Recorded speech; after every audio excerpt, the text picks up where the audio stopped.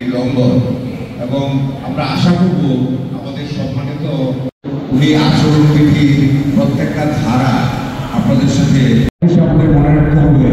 যেহেতু এটা আমরা প্রশ্ন প্রকাশ করেছিলাম সুতরাং এটাকে পরিবর্তন করার 30শে অগাস্ট আর মাত্র আমাদের হাতে 11 দিন সময় আছে।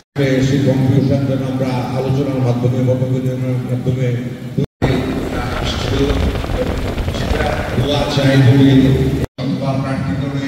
প্রশংসা করে সোশ্যাল মিডিয়া না হলে সুশৃঙ্খলতা থাকবে না।